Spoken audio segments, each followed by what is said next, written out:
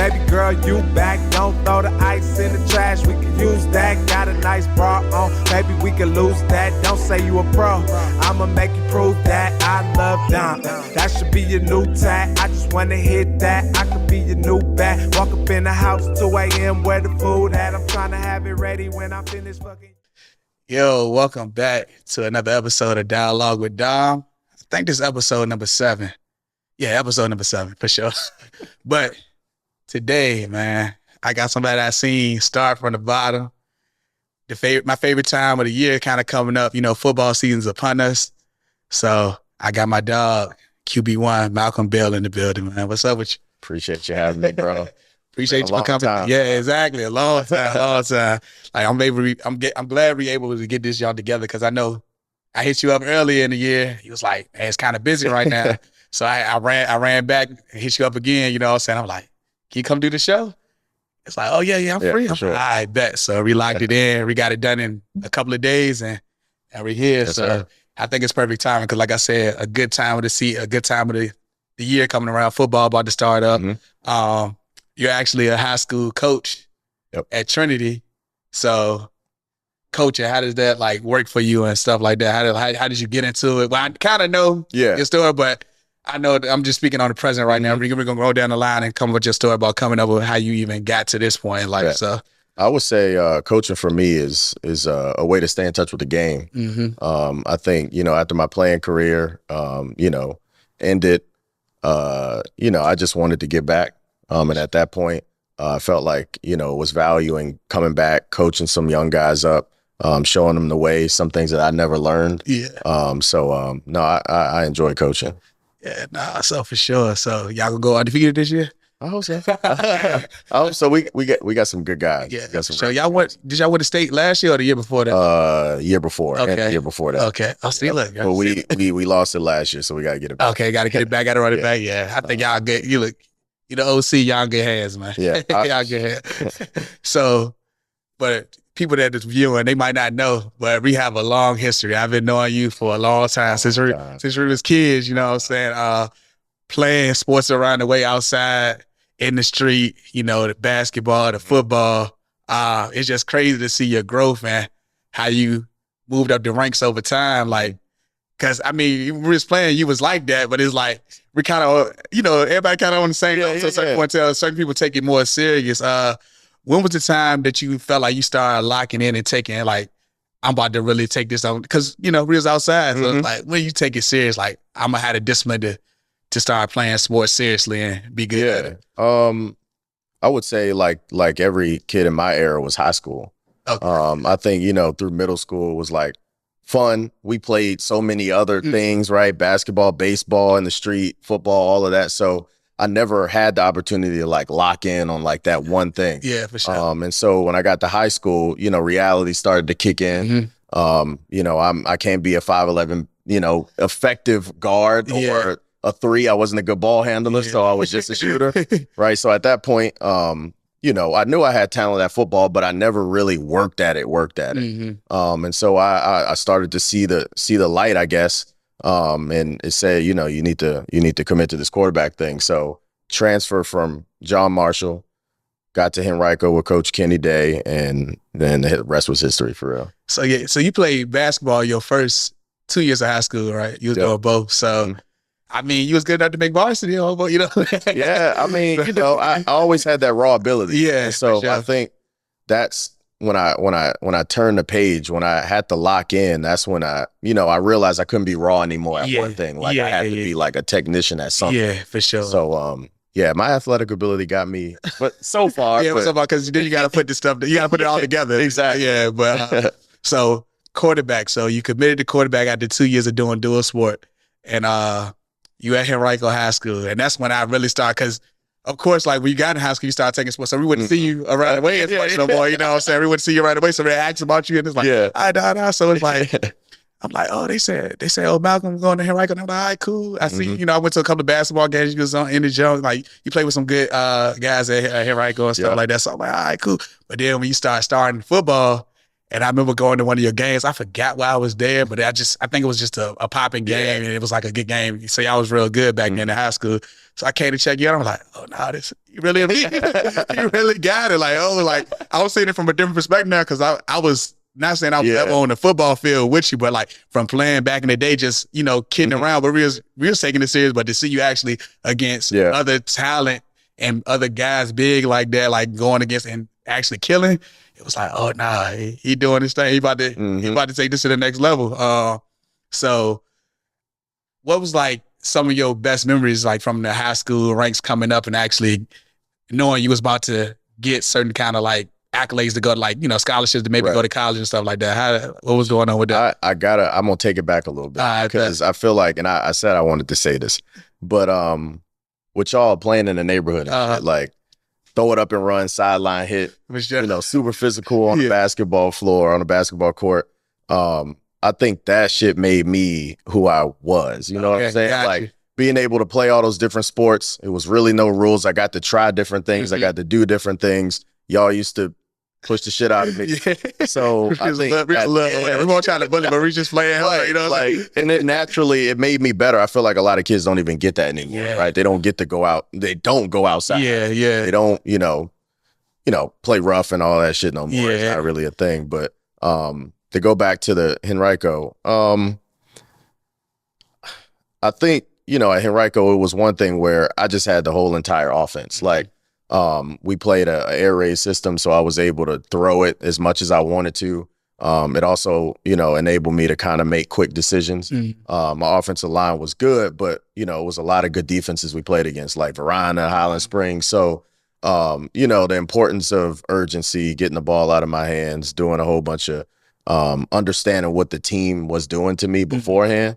I think that helped me out a lot. Okay, so when did you start? When did those like offers start rolling in? Like, was it like junior year, senior year, or they really started rolling in heavy? Like people trying to recruit you, trying to get you to come to school. And then also, what was like your top schools that were like recruiting you, like as far as like in the country? And stuff? So I only had 2 Division I scholarships coming out. Dang. I mean, shit, I was 5'10". Yeah. I was good, but I wasn't prototypical size. I think if I come out now, it's a little bit different. Yeah, for sure. At that time, you know, playing, you know, young black quarterback, you know, undersized, you know, playing at Henrico, was like I had the talent, but some people didn't really believe it. Gotcha. So I think I was also kind of a late bloomer. Like I said, my size was a thing. But I had a lot of, you know, D2 offers. I would say I had over 20 of those. Okay. You know, I knew I wanted to play at Division I level, but I didn't get that until after my senior season. Damn. So, dang. Yeah, after my senior season, Delaware came in and he offered me a scholarship.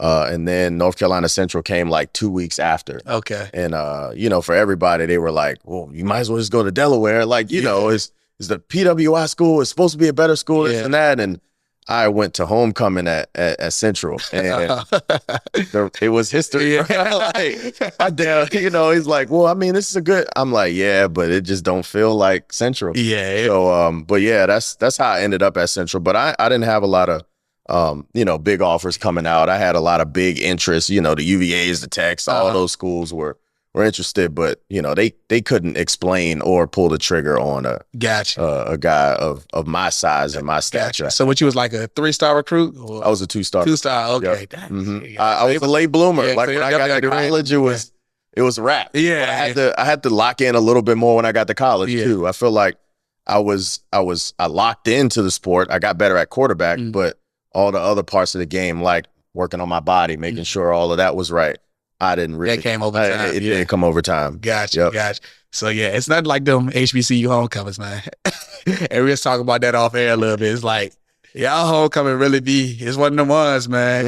And it's a sleeper. Like, I didn't know Central got down. Like, I always hear about the A&Ts and stuff like that. But man, you talk about, I got to make it out there one day, man. I keep missing it. So we talked about, I'm gonna try to make it this year for sure. I got to be out there, man. I got to be out there. It's a family feel. You know, A&T's got Jiho. Is a nice homecoming. But you know, we're more down home. Like, you know, is anybody's welcome, right? It's like family. So last year was crazy. I know this year gonna be even crazy. Greek Bowl, I mean, shit is Yeah. shit wild. So, North Carolina Central, you choose to go there, right?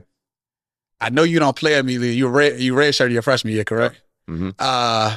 Is this around the time where you start to like find out like, oh, you weren't as ready as you thought you were, as far as like being a lead quarterback on the next level of competition? Like, how did you prepare? What motivated you to get better, to know like, all right, I'm here now, but now I'm gonna work on my game even more to get past just my raw talent? Like, Yeah, I felt like I could always look and say like, you know, I could be the starting quarterback one day. But I mean, I'll be honest, my redshirt year, you know, mentally it was like, I'm a redshirt, so I ain't playing. So, yeah. you know, I'm going to this party on Thursday. I'm doing this. You know, my grades were slipping a lot. And I think what the wake up call was, you know, my coach bringing me in and telling me, one, just letting me know that he knew, you know, all of the dumb shit that I was doing, but like that I had a chance though. Like I had a shot at being, you know, a really good quarterback if I put the time in. I mean, I was one of those guys like, you know, and that's why I'm so big on it now. I was skipping workouts, bro. Dang. Like I was, you know, just, I don't know, being a redshirt, I guess. Yeah. And so it just took that, and a couple other things that I went through my freshman year that just say, yo, you gotta wake up. And at that point, I started taking everything more serious. And then that redshirt freshman year, I was able to get in the game and have some early success. So it was the failures that made me, you know, think about where I wanted to go and where I needed to go. Gotcha. So that first game you got in and you seeing some success, like it was like, okay, all this was work. Like you started to see everything that you were doing to become better was starting to click. What was your next game like that you got a chance to play? Was it as good, or like did you? So my redshirt freshman year, I was the backup quarterback. Obviously, I was behind Jordan Reed. Jordan Reed is a guy on ESPN right now. He's the draft analyst. Got you. But I was behind him, and I don't know if we were just having a bad game or something, or it was the end of the game. But coach threw me in. And I swear, I think I only knew like 2 plays, bro. Okay. And he called one. He called one of them things like, you know, 3 straight times down the field. I completed it every single time. Gotcha. We moved down the field and we had a scoring drive.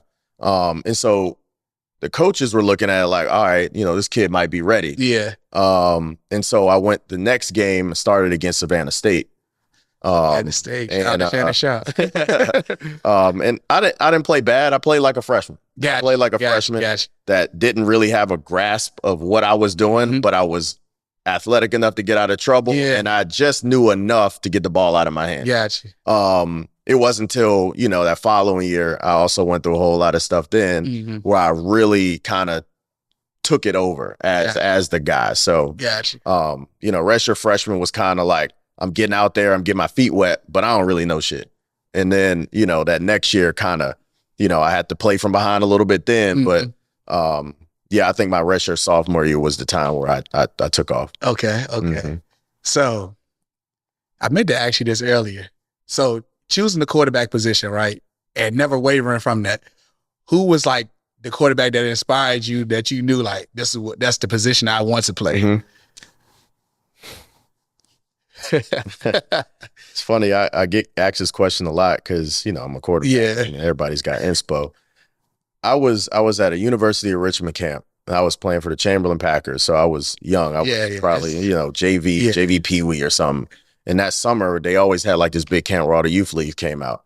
And my coach, Coach B, he was like, yo, I want you to go over with the quarterbacks. And at that point, you know, I'm like an athlete. I'm just having fun. Yeah. And then, you know, you go over to the quarterback and every 3-step drop, do this, do that. So everything get a little bit more serious immediately, right?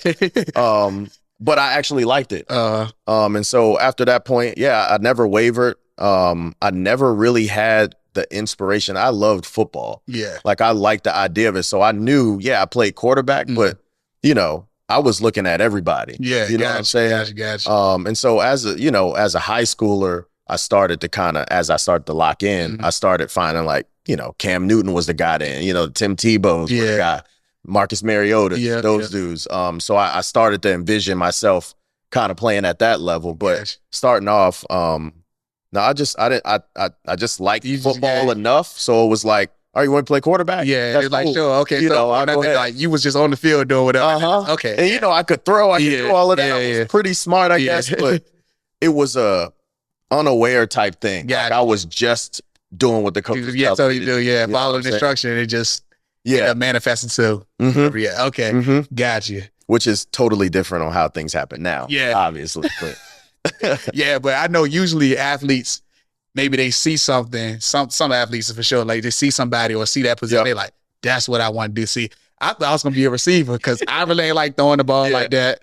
So I just used to like to go up. I could jump, so I like to go up and catch. That's what I was on. So T.O. was my favorite player. So I'm like, if I ever play football serious, I was gonna try to be like T.O. That was in my head, but it ain't never gonna. But yeah, so all that got you to the college, got you to Central, and now so your second year you take off. And I think after that you never look back. But y'all won 3 MEAC championships while you were there. I want to kind of skip to your senior year, but I'm gonna bring this up too. So I went through the MEAC 3 times. What else happened? The bowl game your senior year, I think, against Grambling State. Yep. Okay, I was watching it live on TV. So my dog is on TV. I ain't talking about this shit.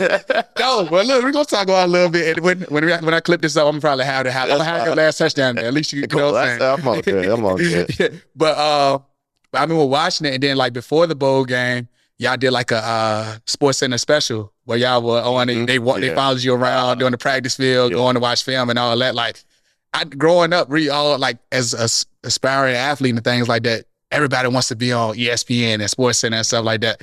How did it feel to actually be like featured and be the main person on it, like as far as like being the quarterback and the leader of the team? Now, since I'm so far removed from it, that was the coolest shit ever. For real. It was really cool. At the moment, you know, you trying to stay cool because I was the only one on there. So it was like, you don't try to act like it's too much. You don't want to be that dude.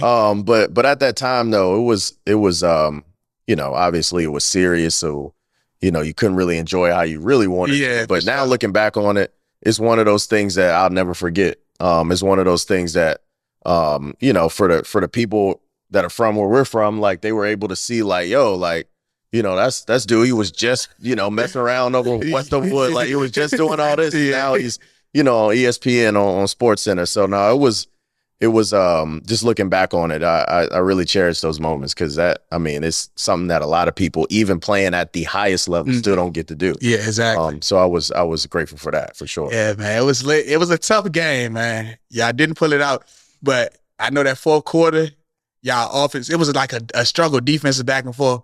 That fourth quarter, y'all offense started flowing a little bit. Y'all had a couple of drives where y'all were really moving the ball.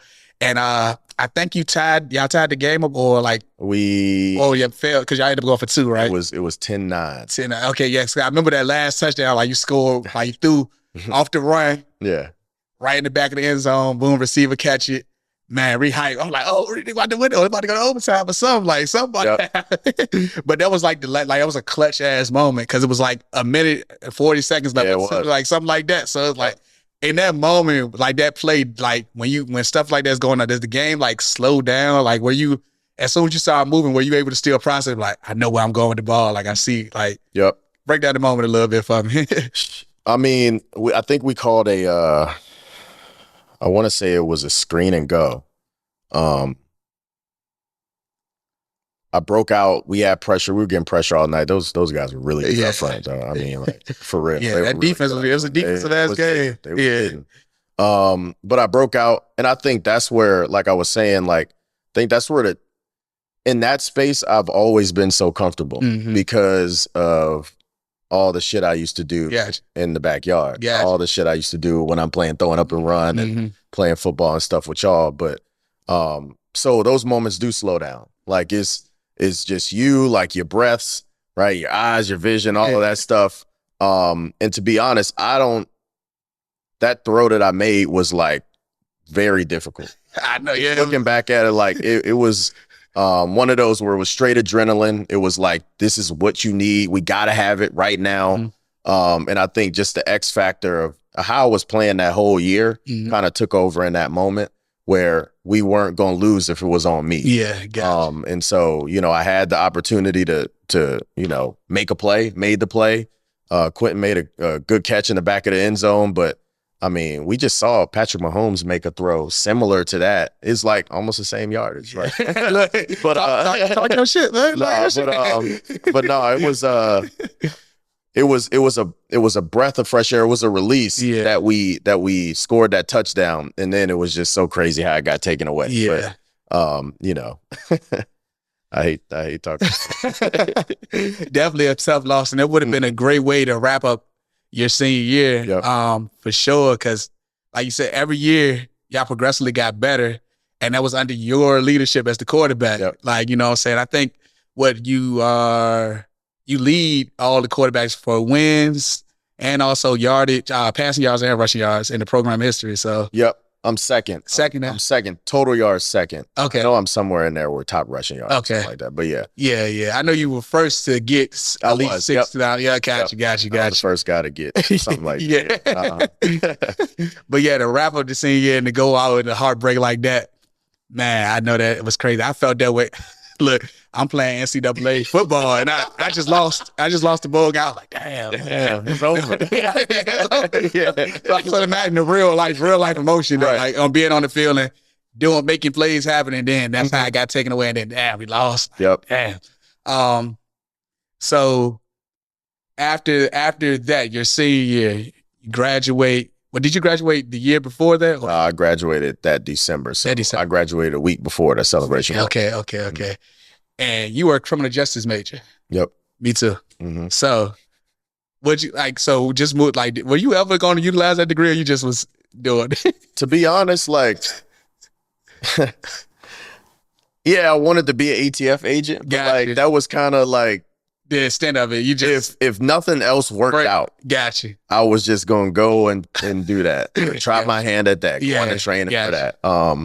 But luckily other things worked out. Yeah, so I didn't even start off as a criminal justice major. I came to school on some accounting business type stuff, and that first year whipped my ass. I won't focus at all. So the criminal justice came with like just a shift. I got into like forensic science and stuff like that. So I'm like, well, I'm into this, so why not start doing the criminal justice? We had the same path, bro. Yeah, that's how it's kind of business shit. It's just like, I like you know what I'm saying? But I should have kind of came in undecided, but I thought I was going to be an accountant, but that didn't. I was like, that ain't work out. But yeah, so after you graduate, after the bowl game, obviously your last football game as a collegiate player, what happened next? Like, did you go to the combine and go to the NFL draft? Like, what happened with that? Like, yeah, so you know, you hire an agent, you know, you go through the whole pre-draft process. So, you know, you're talking to teams, you know, you're working out, you're trying to become the best version of yourself before pro day or whatever. Sure. You know, again, I've always been the underrated guy.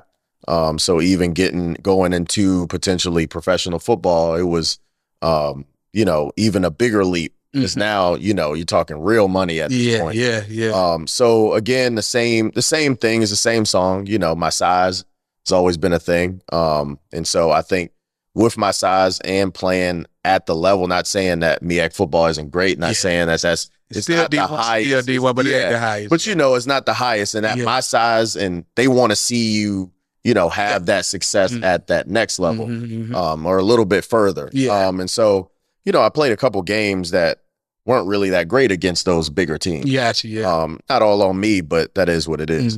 And so, you know, I was in constant contact with, you know, a couple teams. The Skins were one, the Seahawks. You know, they were talking to me, kind of potentially saying, we're going to bring you in as a undrafted free agent. Like, for sure. We're going to lock you in at that. And so I also had rights to a team up in Canada at that time. Okay.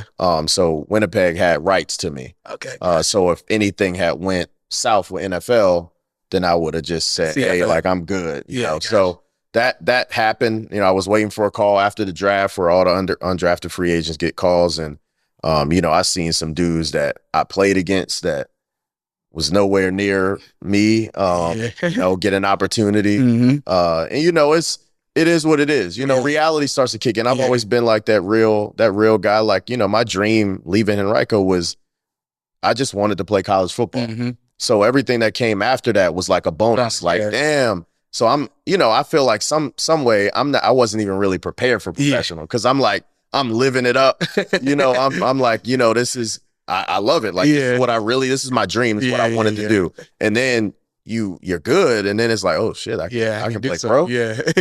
So, long story short, I signed to the Winnipeg Blue Bombers. Okay. I wasn't able to, get to the NFL. And I stayed there for, I guess through a preseason game. And then they released me. Damn. Yeah, they released me. Just with you can't have a certain amount of Americans on the team. Oh, okay, yeah. I was fifth quarterback. Like that. Okay. Yeah, I was a fifth quarterback on roster. So you go get the guy that just got there, right? I'm not gonna play at all, right? So you got to go get somebody else. Yeah. Understandable. And I could have, entered my name back in all of that, but I was just like, yo, like my dream. I lived my dream. I played some really good football. Mm-hmm. And I wanted the game to leave a good taste in my mouth. You know what I'm saying? Sure. So I was just like, I'm just gonna leave on my own, and start doing what I had a passion for, which was coaching and stuff like that. So yeah, I know it's a hard thing to like know it might be over, but it's like you said, it seemed like you had kind of a plan to a degree. Like if this don't work out, I know I'm good. I'm cool. Like I can do something else. But to even say that, to bring it back, even though you didn't make it to the NFL, to be a Hall of Famer at your alma mater, like getting inducted and stuff like that, and getting recognized for the stuff that you did do at your school, at your institution, and really holding it down and like having your banner up, like how did that make you feel going back and having that ceremony and everything? Yeah, that was a really special moment for me and my family. I think it was cool to have my parents there, being inducted at such an early age, for a Hall of Fame induction, just to have my parents sitting there and them seeing me close the chapter on that like that was really cool, and just crazy experience. I mean, I knew I played well. Yeah. And if you look at kind of the stats and things like that, like, I was number 2 at this, I was that, whatever. But I think it was the impact that we had during that time. Central had just transitioned to Division I football in 2012, 2011. So, we were like the staples of what it is now. I think if our success wasn't what it was, then some of those guys that ended up playing after us wouldn't have even chose Central. Yeah. So I think we were more just the pioneers. The blueprint. We got it going. And we did it in a way that, other teams just couldn't. Winning 3 MEAC titles back to back to back. We knew we had etched our names in history, but as an unselfish player, I never really thought, I'd be inducted this early. I think it was, people had to think about it. They got to make some decisions here and there, but it was like almost a no-brainer. And it was also cool that I got inducted with my center. Gotcha. Okay, so the person that was hiking the ball. Right. I mean, it's crazy. Like, me and him got inducted on the same day. So yeah, that's lit. That's lit. So out of all your teammates, I know the answer to this, but I want you to talk about it. So you talked about how you weren't able to make it, unfortunately, to the NFL, but some of your teammates made it and got opportunities. Like, how does it feel to watch them and root for them as they go on their journey in and out of the league and stuff like that? It's great. It always feels good when you have that friend or that brother that's, playing at that level. I think, a lot of people aren't able to see it in that way because they still have some feelings left about them not being able to be there. I think for me, like I've cleared that thing out of my soul so much.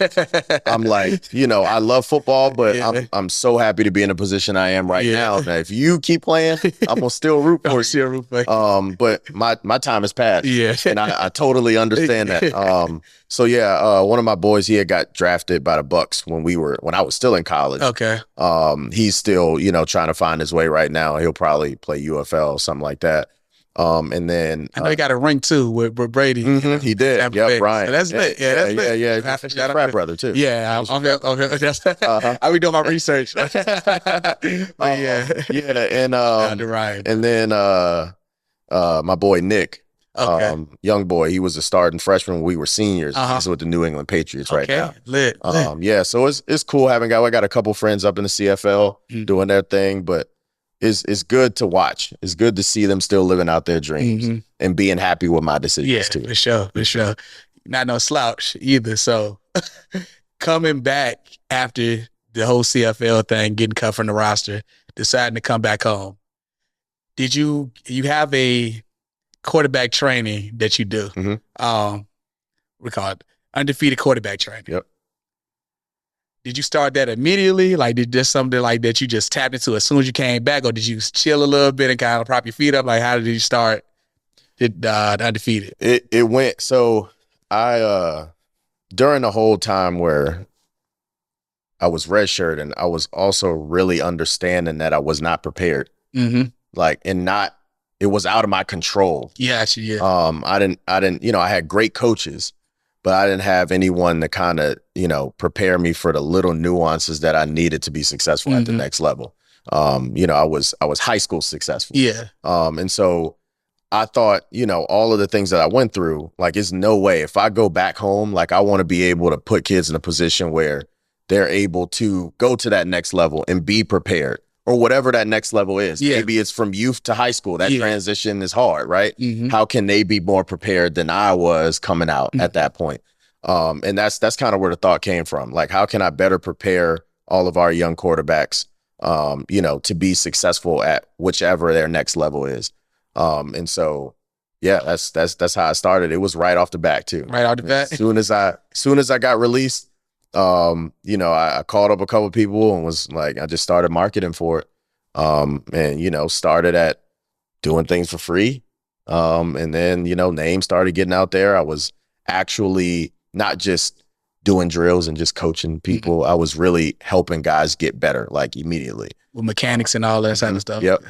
So yeah, I started right off the bat. I didn't waste no time. Okay. So how far along are some of your earlier people that you helped and trained out? How far, like, are they, some of them in school already, like college wise, playing on the level? So we've had a couple cycles now at this point. I've had guys sign to Notre Dame, sign to the University of Florida.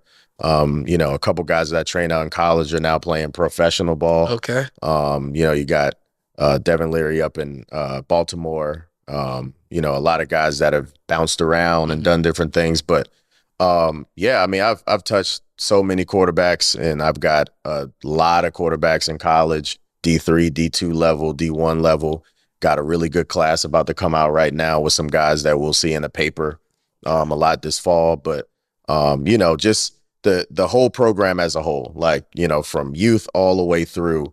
I can't necessarily control where they go, but I can make sure that they have all the things. Yeah, everybody's got those different ceilings. Yeah, for sure, to be successful. Yep. But whatever you do, sometimes they get to the next, but now they're prepared for whatever comes next. Exactly. And the next coach or whoever they deal and train with might elevate them to another level. Yep. You know what I'm saying? So, that's dope. Helping the kids is always something that's good. And like I said, you played at a high level, so I know coming in, they see what you did for college. They like, oh, well, he know what he's talking about. He just ain't know, Right. How back in the day, like, you would have a fat gym teacher, and it's like, how does motherfucker tell him about working out? Like, you know what I'm saying? Like, you know what I'm saying? So it's like that. So it's like, you do it, you in shape. It's like, oh, nah, he the real deal. So I know they probably like, all right, I gotta be locked in. Like, I gotta fuck with it. Make sure I'm on my shit. It's for real. Because it's hard to stay disciplined and stuff, I know for sure. It is.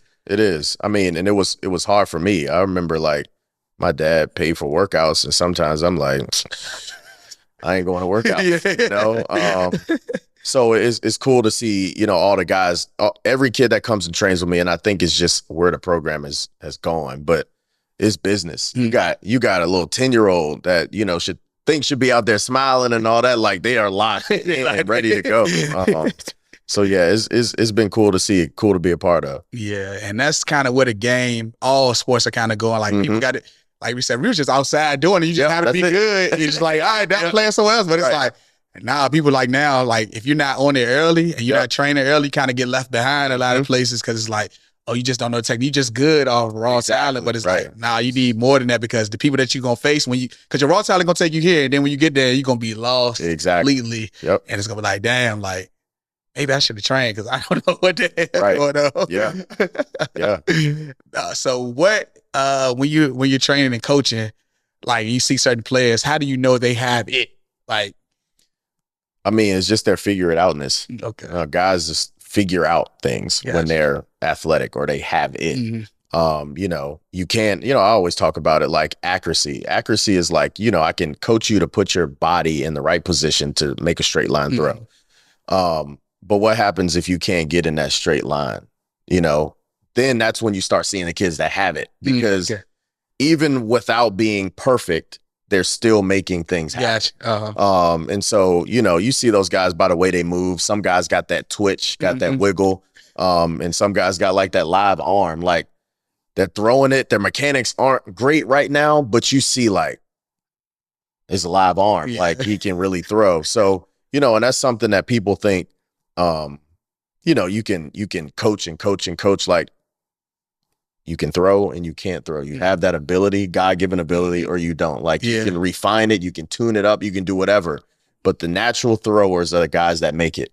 And the guys that had to learn how to throw, there's still little tweaks, and because it's not natural. It's not natural, something that you have to continue to practice over and over and over and over again. And if you skip a day, or you skip a week, or you skip a month, It's gone. right? You gotta finagle, you gotta retune, you gotta refine. So you see it really quickly on those kids that have like that natural ability to play the position. And it's bigger than physical attributes too. Like, you know, those guys are mental guys. Like they can see things before it happens and all that. For sure. Like you say, it's just like with anything. Like I think about even like musicians. Some people got it, some people don't. And then some people work on that craft and they get to a certain point, but it's like, you can't sing like Whitney Houston. You know what I'm saying? You can't do that. Like, no matter how hard you practice, you that's who that is. You know what I'm saying? You can't do what Usher doing, like dance like that. It's not in you. You know what I'm saying?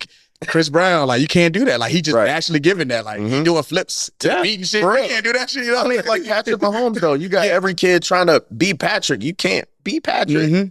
He is natural. That's natural. It's just everything that he's done. Baseball, playing in the yard, doing genetics. His dad was a pitcher. Like he had a live arm and he was creative. And he naturally has it. There's no practice. I mean, you can go and work on those little drills and things like that. You put them in a situation, but man, some kids don't know how to get to half of the throws that he gets to right on the dime without thinking about it. Yeah, exactly. It's natural. Now, I see he did the behind the back jump the other day in the preseason. I was like, if he pull that out during the regular season,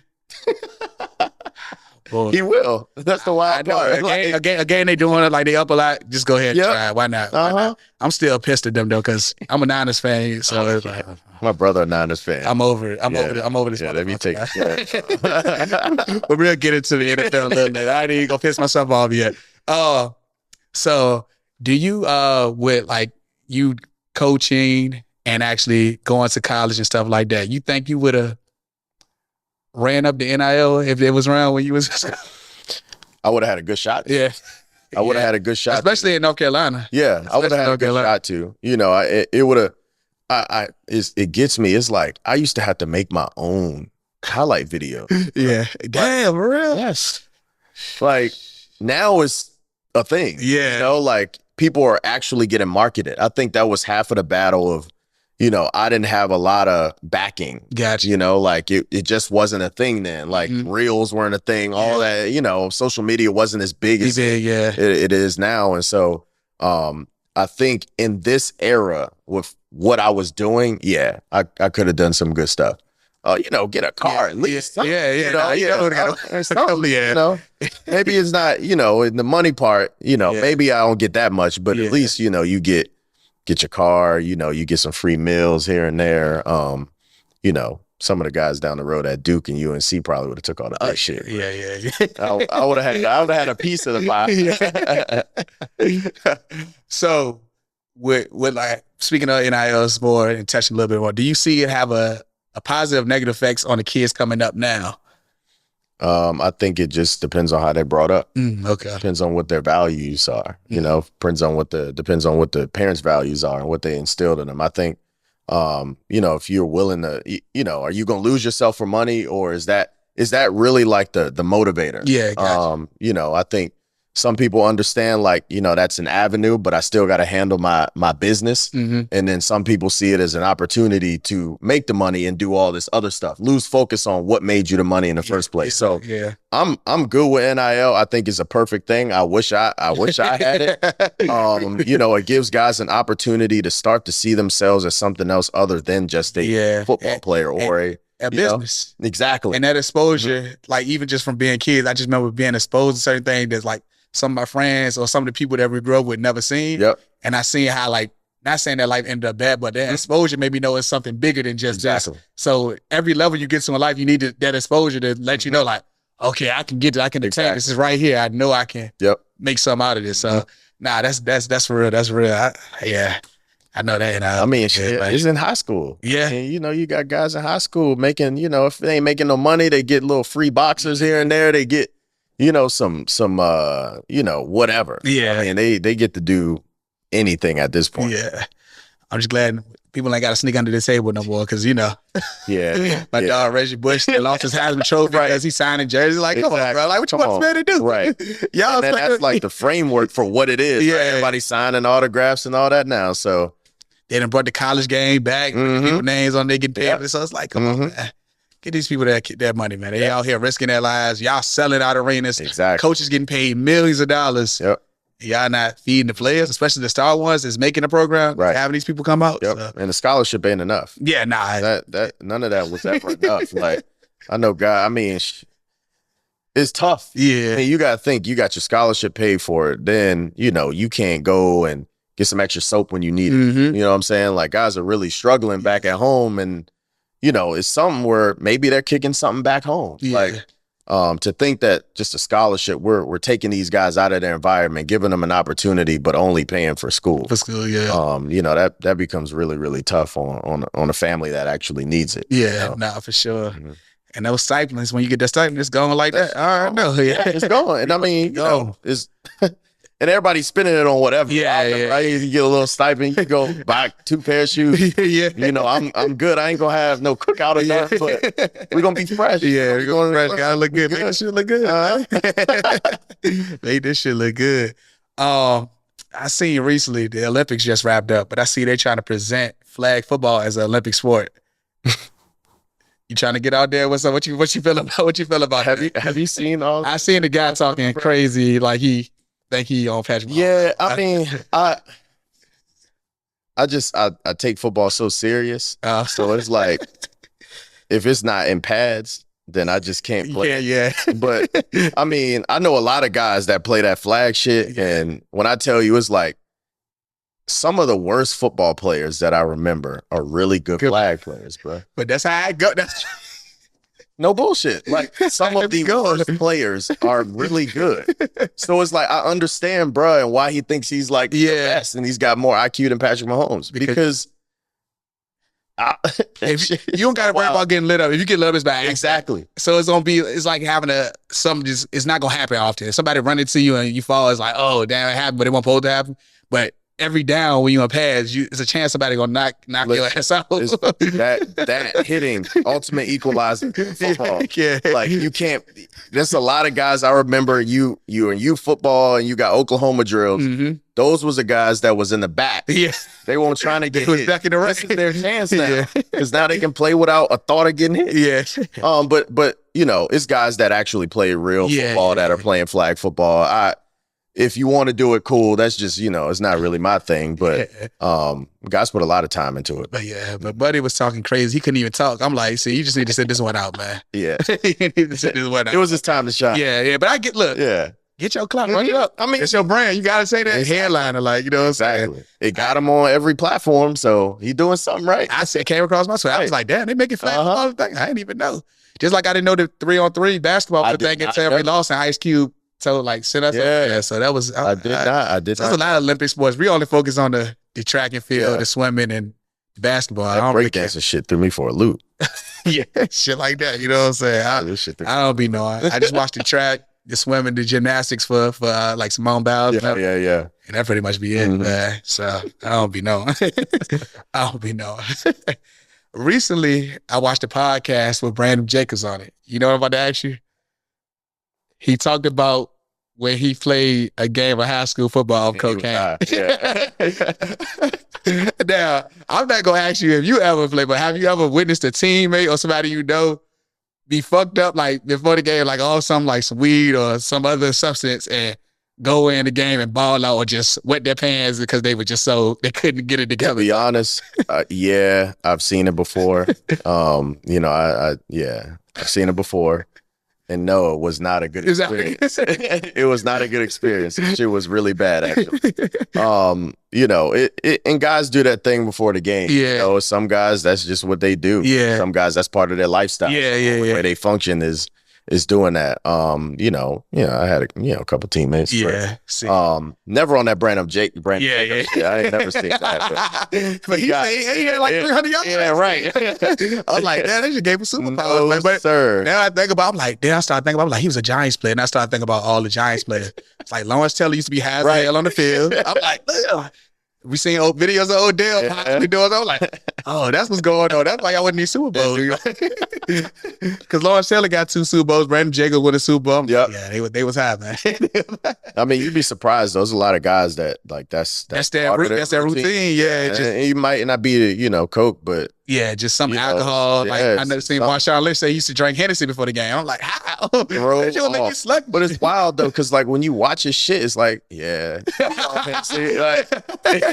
he definitely on something. Yeah, Marshawn a real nigga, man. I be weak. Yeah, crazy. Yeah, but those guys be different. Yeah, I even know like they say AI when he used to go out every night and drink, and there was one time where they was like, they wanted him to stop doing it. He stopped doing it for like a week, and he had the worst week ever. It was like, go back. Yeah, go back. Do what you do, bro. Yeah. We're gonna make sure everybody else good. You go. Yeah, like you said, some people that's just their thing, and they're just that good, but it give them superpowers or something. Like the issue is when those good guys do shit like that, and then the guys that ain't that good, that's not built like that, start doing shit like that, and then shit just be all over the place. Yeah, like, he the only one that can do it. Not everybody makeup ain't the same. Yeah. He got it. Yeah, I know. Like, that's crazy, bro. But yeah, I was listening to something like, damn, he really went out 300 yards in the high school game off the coke. Why would you even do it at a high school? I didn't see coke till I was in college, and I didn't even want to see that. But I'm lying. I seen like adult, but I'm talking about like my peers doing coke and stuff like that. I was like, I ain't see that. Like the most people was on in high school was like weed and stuff like that. You got guys they'll do the Adderall. Oh yeah. Keep you focused and stuff like that. That's crazy, man. So throughout your playing career, I kind of hinted towards this earlier. Do you have like outside of like, being inducted to the Hall of Fame at North Carolina Central, do you have any like your favorite highlight, like, or highlights that you like, I was like, I did that shit. That's my favorite play. Like, Yeah. I got 2 moments. So my redshirt sophomore year, we got a new staff in. And so they didn't know much about me. They kind of had a plan already, so they brought a quarterback in from JUCO that they were going to make their guy. Yeah, okay. I didn't show enough on film to make them think that I was the guy, the day one starter. Yeah. So, I go through spring, I was a 1, then you get to summer, I was a 2, and then by the time the season started, I was back up. He played ECU, and then we came home and we played against Charlotte. And that game it wasn't a great game. And we were getting killed. But I had a chance to go in. Like, I think it was like 3 minutes left in the half, in the first half. And we almost came back. I threw for over 300 yards in a couple quarters. And that was the turning point in my career. Gotcha. I knew the time was coming by how the game was being played out. And I remember telling my boy, I was like, yo, like, if they put me in this bitch, I promise you, I'm never coming out. Never coming out. And I never came out. But that was the first turning point. Gotcha. I had to work through a whole bunch of stuff emotionally to get through that. Tough time for me because you had all your boys that came in with you like, yo, Mal, what, you not starting? And you got to keep answering that question. Somebody new coming in and they taking all your shit, and it made me dig deep. Gotcha. I took the game. That was another lock-in point because then I started to take the game more serious. I'm watching film more. I'm I knew that he was smarter in a sense of like the football knowledge. So I'm like, I gotta get as good as him at this because there's no way I'm gonna be able to make it over him if I'm not prepared mentally too. And then the second one was my senior year. We played A&T on ESPN. That was the third straight win against them, but it was the best because we took care of their ass. Yeah, I think y'all beat them by like 20 some points. Yeah, they tried to tackle on a little touchdown at the end. Yeah, make it look good. You know what I'm saying? But it was one of my games where I took over the game. Okay, like I was a football player, not the quarterback. Gotcha. Yeah, he was doing a little bit of everything. Yeah, so I had fun that game. It was a whole bunch of talking shit before the game, all that. So of course, so I think sometimes I like it when the target was on my back. So that was the second moment. It was winning the outright MEAC championship. The other 2 years were a share. So this one was like straight up. No coin toss, none of that bullshit. And it was always good to shout out to Tariq Cohen. It was always good to shut him down. He beat him because he was a fucking hell of a player. Yeah, and that you talk about a small running back, but that motherfucker is fast, man. Stocky too, dog. His calves. I was like, God. Nah, he was electric. So maybe it was just those days where it just wasn't his best game when he played us, but I'm happy for it because he gave me 3 games. You got to shine that game. All right. So I want to get into some of this movie and TV type stuff. What TV show that portrays football you think is the most realistic? Like we got like the All-Americans, the game back in the day. You saw yeah, All-American shit. That's trash, man. They can't even get a quarterback to throw right. And Spencer runs terrible. Yeah, that shit's so wild, bro. That footage with him trying to do a cutback, I said, he look worse than me. He like cutting off the wrong foot.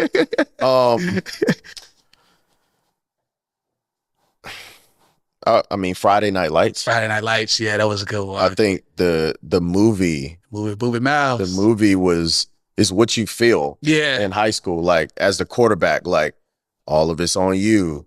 You feel the pressure, the emotion, like, yeah, I'm proven, but like I still gotta do this, I still gotta do this, I still gotta appeal to my teammates, I still gotta prove it to my coach. And then you always got that star player on your team.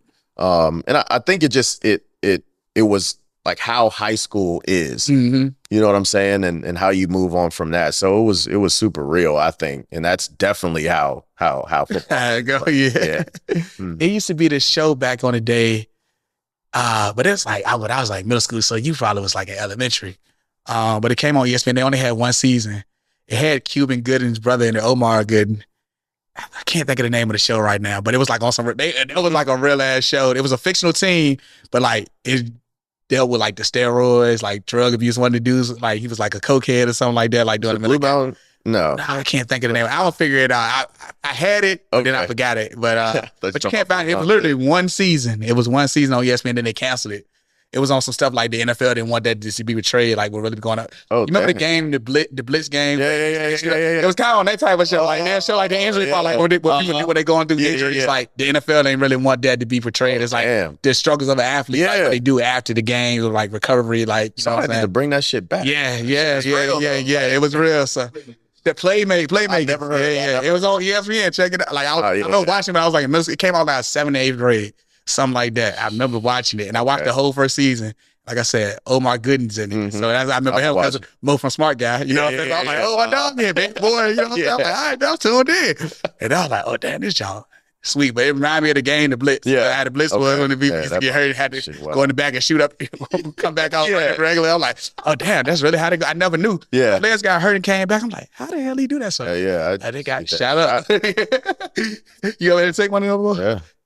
So you just feel like loose after that, like you just right.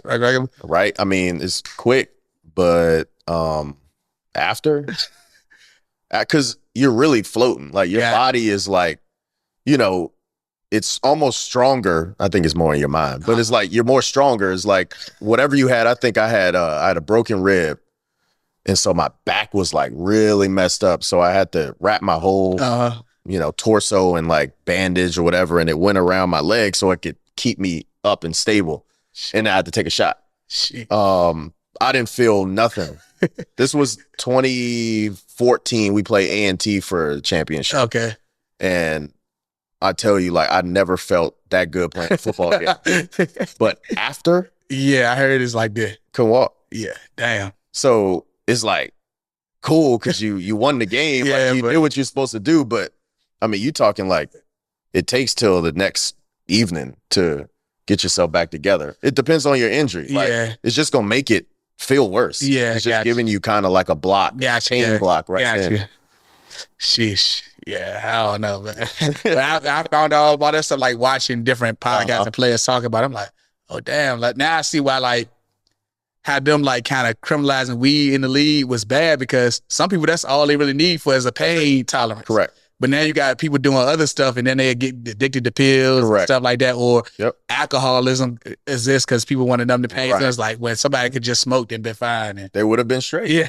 A lot of people would have been straight. Yeah, so I just think that was fucked up. Yeah. But, you know, science come out, the more they get exposed, you got to make, you know, stick get fixed. But it's like, damn, y'all could have saved a lot of people before then, but we didn't know that behind the scenes stuff that really going on. And then America pushing that weed is so bad for you, but we don't know, like, it's apparently, like, you know what I'm saying? Like, we just know the street aspect of it. We don't know medicinal purposes. Correct. So, yeah, it was like, damn, like, I never knew weed helped deal with it. And so, you know, I started getting older and really knowing, and like, and I'm like, oh, but this, because I mean, was a big thing. Another thing, we might be too young for, but I don't know if you remember Montel Williams. So he got in trouble, like, because people was going on him because he was smoking a lot of weed. It's like, nah, this is medicinal. And I'm like, what the hell does that mean? No one knew all the terms and shit. Like, what the hell does that even mean? My man was getting high trying to do a show. He was, you know what I'm saying, helped him cool and all, so he could do a show. His anxiety was high. He's like, gotta calm down. So yeah, that could have saved a lot of people. But man, you learn, and it messed up a whole bunch of people's careers. Yeah. I feel like I'm more mad at the fact that now it's accepted, because I've seen so many of my friends or peers or people that I used to be on the team with lose their opportunity because of it. Gotcha. And so now it's like, oh, well, it's okay. Like, we didn't, like, are you going to give a dude his years back? Yeah. You're going to give, you know, his scholarship back? Yeah. You know what I'm saying? I've seen so many people have to walk because they failed the drug test. Yeah. And whole time, like, now it's like, it's okay, cool, you know. But that's life. But it's kind of fucked up. Yeah, nah, for sure. Shit, what I was gonna ask you next. Favorite. So when I was talking about the movies and stuff like that, who is your favorite fictional football character? Poof. It's all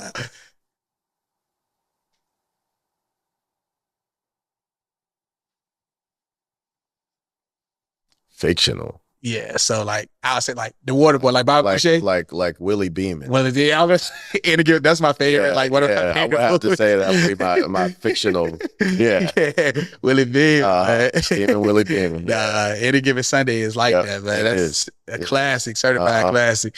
But like, I love the Water Boy. Bob Boucher was funny as hell. Adam Sandler, he had me weak in that jump. So, what else I like?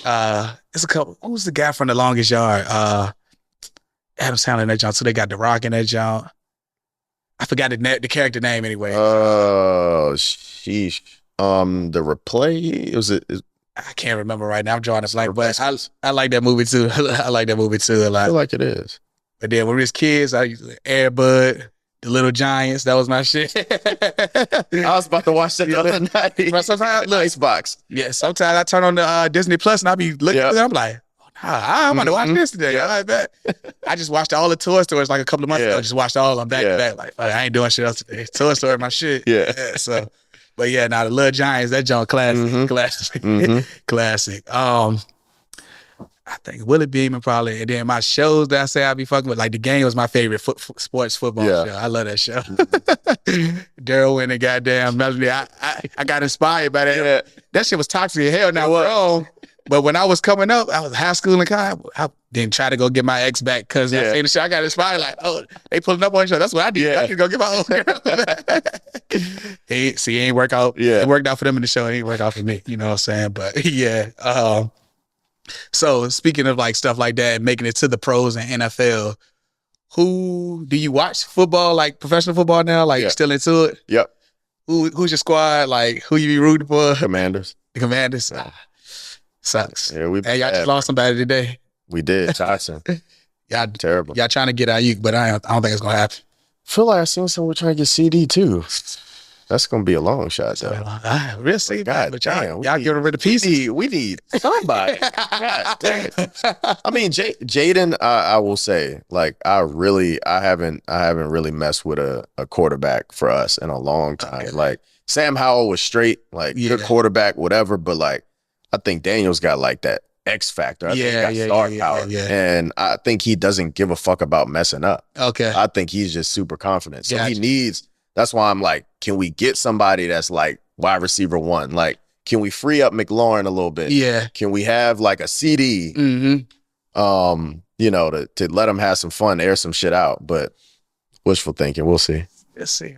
I'm hoping we can do something this year. What you think about Brock Purdy? Do you think he the real deal? I like Brock. You think he the real deal? Because I know there's a lot of shit like people don't think he. I mean, you just gotta appreciate all the little small things that he does. Mm-hmm. You know what I'm saying? He's sound, he's smart, he can see things before they happen, which is, you know, a lot of your successful NFL quarterbacks. But I mean, just being able to be efficient every single play for him, I think running that offense, you know, a lot of people say he's a system quarterback, you know, Shanahan's doing all the thinking and shit. But I mean, God, you gotta the coach can't do nothing. No. You still have to No. make the play. The players got to make the plays. So Yep. Masson, he's a anticipator, right? He puts enough heat on the ball. You know, he looks like he's coached well. So no, he's a good guy. are you like Ocho in the sense where you don't talk down on players? I try not to because I know how hard. Yeah, it is. no, You know what I'm I'm saying? like, but I think that's what it is. Like as a fellow athlete, you respect literally what goes to even make it to that level. So he's Right. like, you're not as bad as people are saying you are. Clearly, Exactly. you're a professional. Like, so you made it to this level for a reason. You are. But you know, fans is ignorant. Yeah, I mean, but think about it. Like, people don't think of it like this. Like, that is one of 32 of those dudes. Mhm. Like, he is one of the best 32. Yeah, a lot of people will say, well, no, bro, I was good. But, like, he's one of the best in the world. Yeah. If you're starting for an NFL team, that means something. Yeah. You know what I'm saying? So, and the fact that he's been doing really well, you know, he's been through, you know, some injuries. You know, he didn't really close out that game, the last one, really well. But young quarterback too. Like, it's not like he's been in the league for 10 years. Yeah, like, he's yeah, still sure. learning. And he's been put in a really good system. But again, he's got to make that thing Gotta go. still make it go. Got to make it go. And he's been doing that. When you got the toys, Kittle, all them guys, Debo, Ayuk, you know, whatever he decides to do. But We stand in the bay. I mean, it'd be a good situation. Yeah, he's standing in the bay, man. Let's pay this man his money, man. God damn, I'm tired of this. That'd be a good situation for real. Yeah. We did it. We had to go through the same shit with Debo last year to get him his money, but Debo we got that shit situated way before this point. This shit is long when the season about to start. So I'm like, damn. Yeah. Any predictions on this upcoming season? Like, who you think is gonna take it all early? If you had to say, like, who you like? Of course, if injuries happen, that would change. But you know what I'm saying? Yeah. I mean, you always got to. I mean, shit. The Chiefs always. I'm you tired. always got to put them in there. You got to put them in there. Niners are in there. We got to win one, man. We ain't won one since '94. Yeah. Yeah. I'm tired of getting there. I'm tired of getting there and not winning though. Trying to. Who else? Like, I forget his name. So it's a couple of squads. So I'm curious to Bills. see. Yeah. I mean, I don't really bang with Josh Allen like that. I mean, again, he need to come to the train because he be missing techniques. So I'd be like, what are you just doing, bro? He is a football player. Yeah, he's athletic and big as fuck, and he can just run over motherfuckers. He can do a lot. I think he's so confident in his abilities that it gets him in trouble. Yeah. I think he knows that he's doing something wrong, but he also knows that he's a freak ass athlete. Yeah. So it's worked somewhere. So, you know, I like them. Also, who knows? Like with the Jets. Yeah, Aaron Rodgers ain't get a chance. Always been straight. Now you got Aaron Rodgers running the show. Like, you know, they could be a little sleeper. Houston, yeah, CJ. Now that's I like him, dog. I like him. He is a dog for real. I really bang with CJ. Yeah, I like CJ Stroud. I like his all the kids say now the aura. Yeah. Yeah, he really and he brings another flavor to the game. Similar to Jaden Daniels. Yeah. You know, it's the black quarterback thing, but not all black quarterbacks have the little swag going on. And they just know, like, I'm that nigga. Like, it is. Yeah, exactly. Like, I'm that. And Daniel's gonna get a chance to prove himself, but I think he's gonna have the same. Like, CJ came out, he was good. You can see it. Yep. It's like, okay. Yep. And so what the Texans was at last year, they did a complete 360. So it's like, damn, all right. And if your quarterback is one of the toughest, right, one of the swaggiest, one of the most confident, that bleeds through the team, right? If they can feel that through the quarterback, I mean, you have your team trying to run through walls for you because they know, shit, QB1 gonna go. Yeah. And once they know that and feel that, I mean, I felt it playing at Central. Like, when they knew I was gonna go, it made them play 2,000 times harder, whole team striking because of me. Yeah. So yeah, I think he's got, and then shit, you got Stephon Diggs. Stephon Diggs, Tank Dell gonna be back.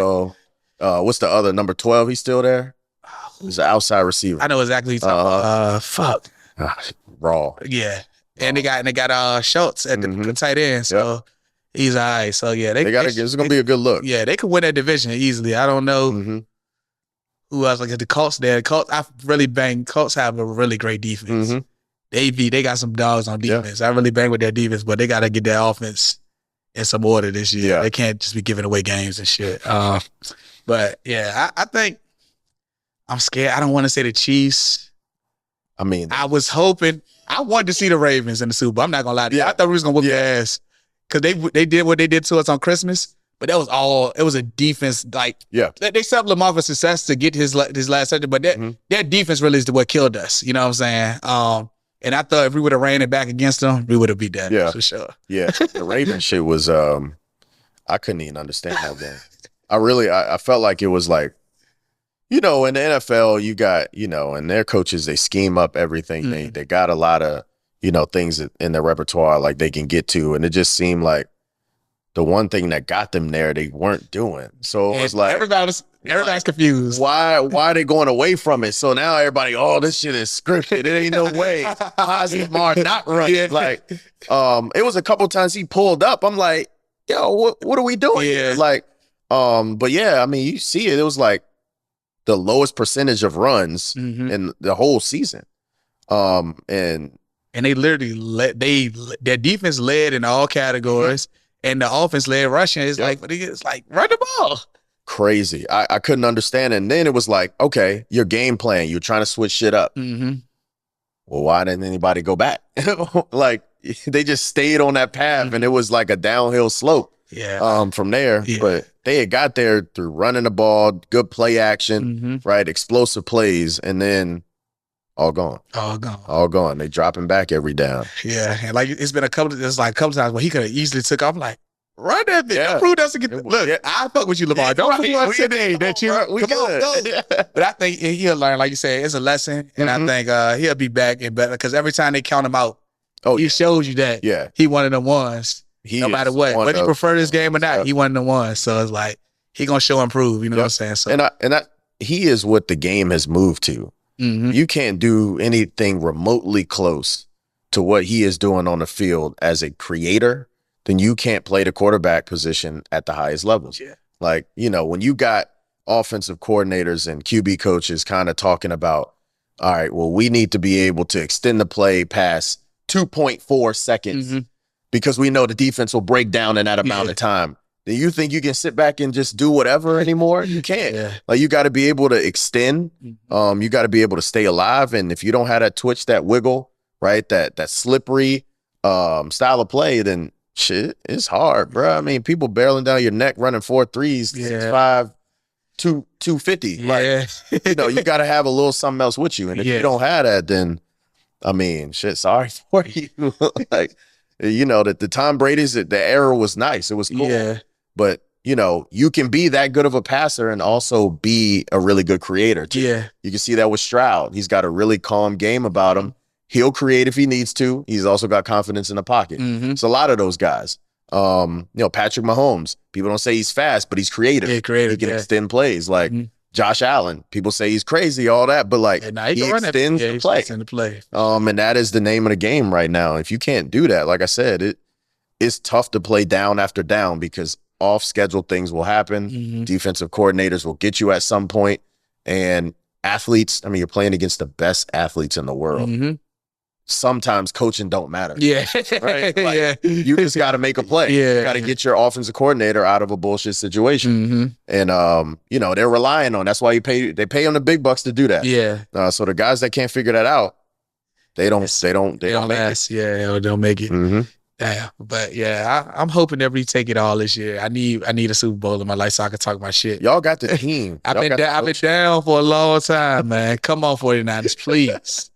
Let's do it, man. Let's do it. Let's do it, cause I was with it dark times, man. Like when I was telling people I was a 49ers fan in middle school, they were like, "What? They're trash." Just had the TO left and shit. It was ass, and I was like, I had to suffer through all that. Right. Man. Our whole division was pretty much ass, and all that. It's like, damn, this is bad football. You'll have a player like we had, like Vernon Davis. We had players. Our defense was solid. Forgot about that. Yeah, Vernon Davis, that guy, man. Went to, you know. He had to come back home for DC and show off for his last couple of years. But we had guys like that. When Mike Singletary came in as the coach, when he came as a coach and really turned our defense around and stuff like that, he put the barrier back. And then after that came Harbaugh, and that shit really took off. But before that, man, we was trash. I just knew Patrick Willis was gonna go off every game. I knew Frank Gore was gonna get 1,000 yards every season. But other than that, I had nothing to look forward to. I was like, Flip can't stay healthy. We ain't never been good. I mean, never, bro. Never. Not really in our lifetime. Nope. 1994 was the last time there was something. Yeah. I was just born. What's my man from Grambling State? That one, Doug Williams. That was 94. That was not see. I think so. It was 94. Yeah. Before then, see? I got a ship, man. You know what I'm saying? I ain't a part of it. The RG3 era? Dang, that wasn't too long. That shit was not long ago, but it didn't end well. And that almost like that little bit of ass success fucked our franchise up for the rest of the time. Yeah. Like, yeah. It was like the end. Yeah. At that point. Like we never had a quarterback. Like you never had a guy you can go into the season like, this is my dude. You know, it's always, what was it? It was Kirk Cousins. Yeah, Kirk Cousins. That wasn't, I don't know. He's good. He's good enough, but be there. But when the big games go on, he seems to look a little different. I did a piece on Kirk Cousins. Somebody, a Vikings reporter, had called me and asked me about he's a overthinker. That makes sense. Yeah. That would make sense. Okay, that makes sense. He's very critical of himself in certain situations. That makes sense. So I can see that now with some of his decisions that he makes. He's just like, motherfuckers are too smart for their own good. That might be him.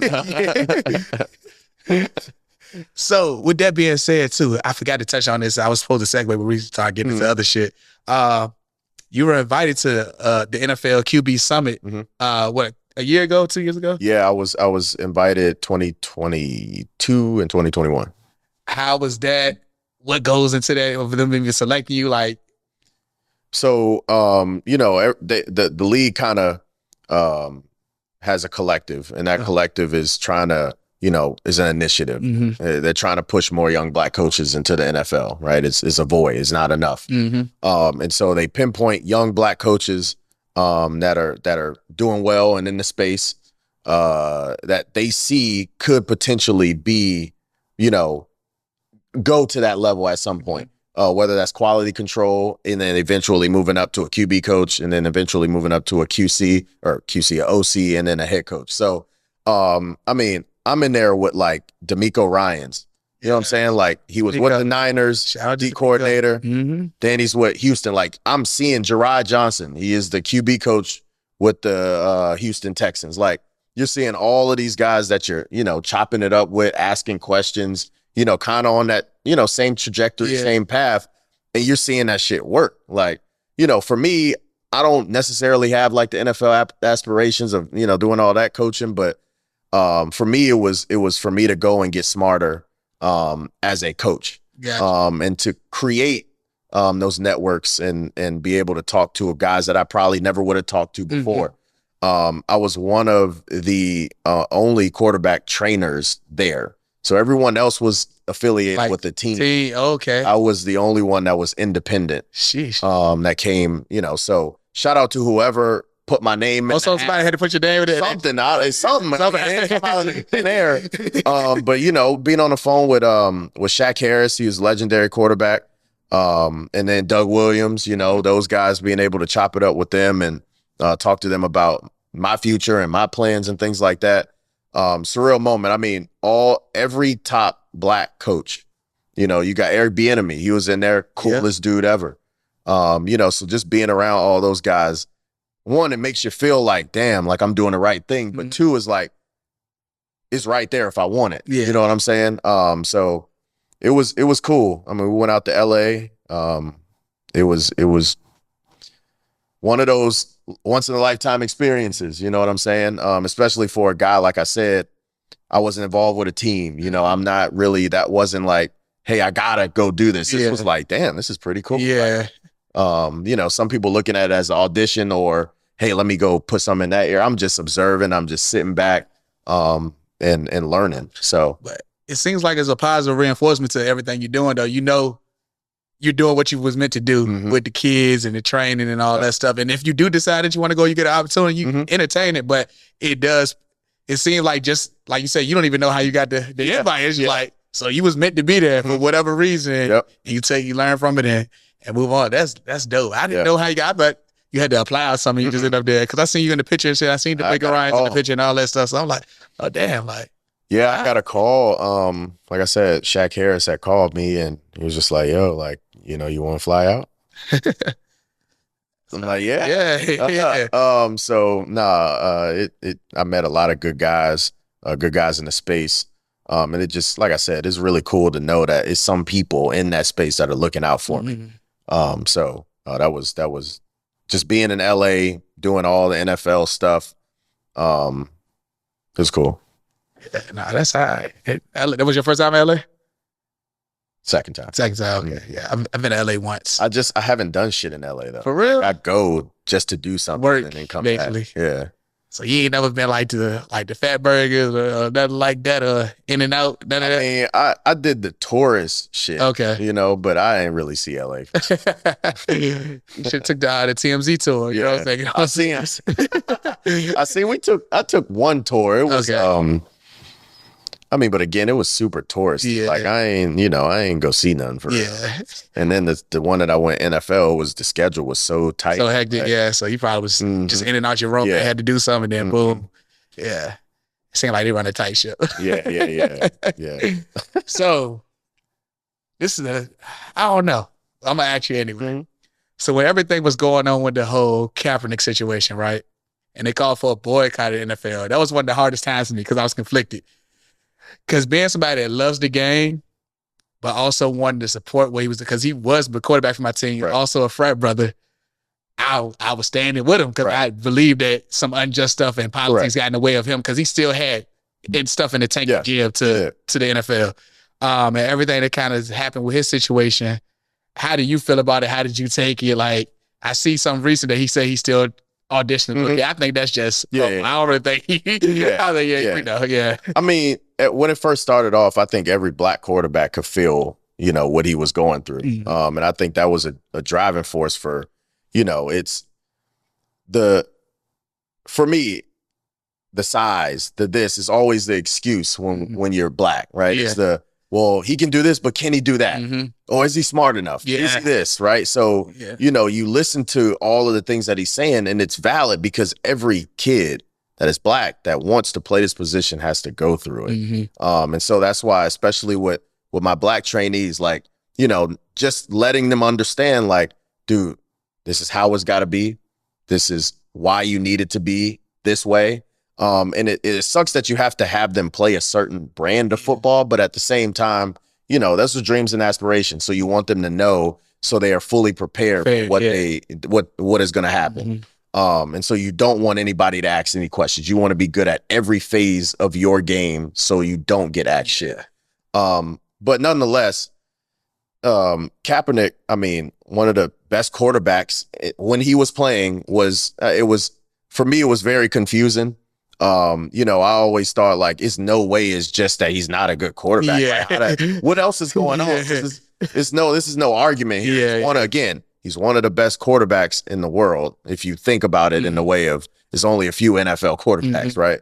But I mean, even at that time, it's just, you really feel it because, you know, playing that position and knowing what I had to go through when I go to certain camps, and I'm like, dog, this kid is not better than me, but I'm being super critiqued right here. Yeah. Because you really don't think I can play this anyway. Yeah. And those are the things that you go through, you know, when you go through all of the CJ Stroud, you know, they talked about, well, he ain't smart because he didn't do this on this test and he didn't do that. Like, they don't ever give us the opportunity to just go out and prove and ball, right? Is that pre-draft process where they really try to really break us down. And obviously when you get to the league, you're always constantly having to prove yourself. You can never be Lamar. He's still constantly having to prove himself. Even after getting drafted, like how he went good. I'm not changing my position. Right. Like, And even now it's like, oh, well, now everybody's cool with it. Right? Because he just didn't waver and an organization said, we don't give a fuck. Like, this is our guy. But not everybody's situations like that. And so it just becomes tough. I mean, people lose opportunities. I mean, even in the coaching space, it's the same shit, right? We deal with the same thing. You know, not having enough representation. You know, it's not enough black head coaches. Well, it's not enough black owners. So, you know, it gets really tough for us to really break in the space how we want to. But as of late, I mean, we've taken a position over. You know, the quarterback position. A lot of kids can see themselves now. Like, you can see, damn, like, I can really get to that point. They believe in us, right? They're going to believe in me if I do all the things that I'm supposed to do. They don't care if I got a different style. As long as it's a style that plays within whatever offense I'm in, and it's a style that obviously makes the team win. You know what I'm saying? So, it's crazy, you know, being black in football. You know, it's you know, sometimes you feel like you're playing behind the 8 ball sometimes, as a coach and as a player. But, I think it's a turning point. To your point too, how you talked about like everybody having to prove themselves, and then some people get put in shitty situations where there's no winning regardless, right?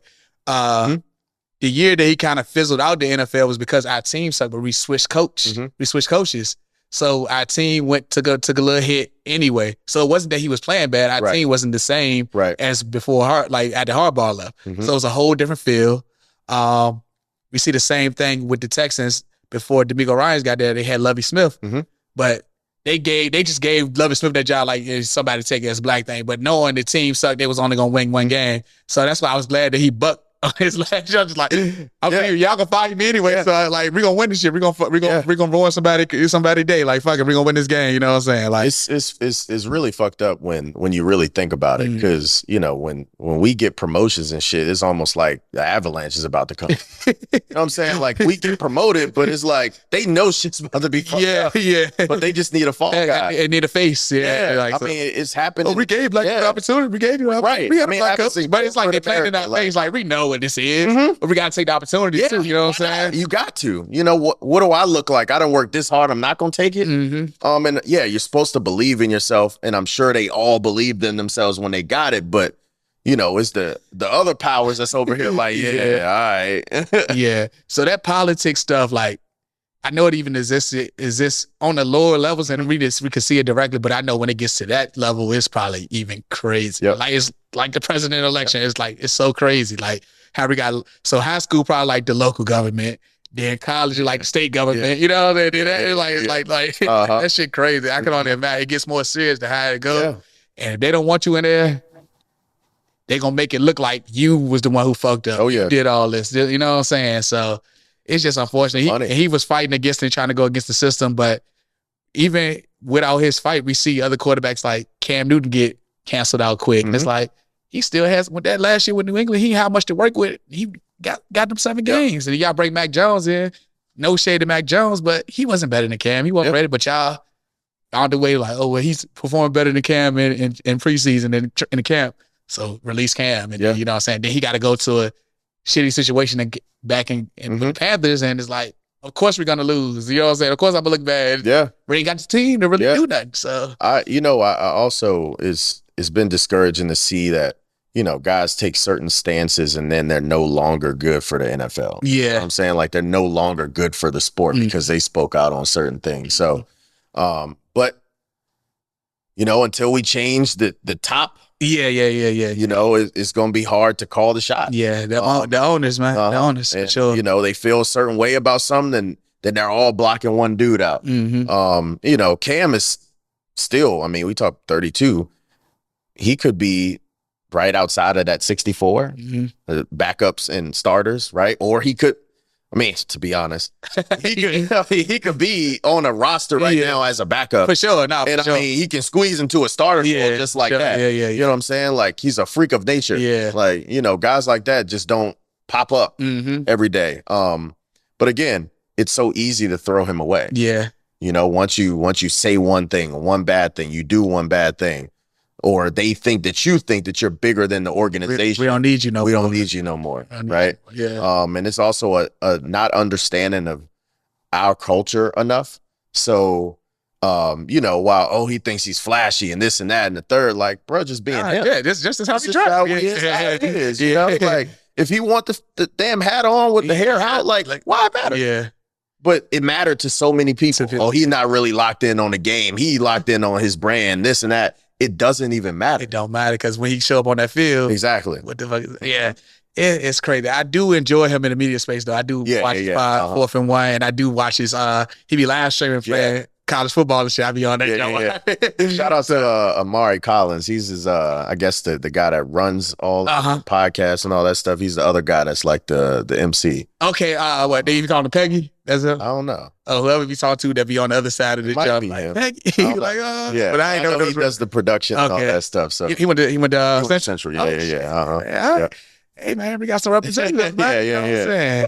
We got some representatives. That's all right. Central, all right. I'm on the lookout. I didn't know that. That makes sense. Carolina guy. Okay, it makes sense. But so that was just a real hard time for me. I know because I dead ass. I'm gonna tell you what I did. What my solution was when he was asking for the boycott. I told myself this, and my friends could attest to this. It was hard because one of my best friends, he was like, I'm not gonna stop watching football. So if you come through, the game gonna be on. And I was like, I know. So I was like, what I did that season was just not turn the game on myself. But if I wanted to get some wings on the Sunday, I know the game. I'm like, I want to get TV's on. I'm gonna watch it. I can't lie. We love, like you said.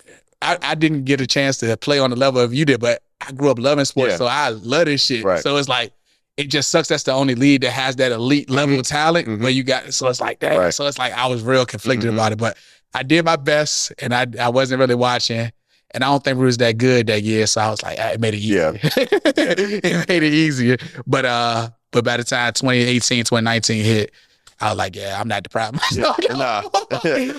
I still know business long enough. Yeah, for sure.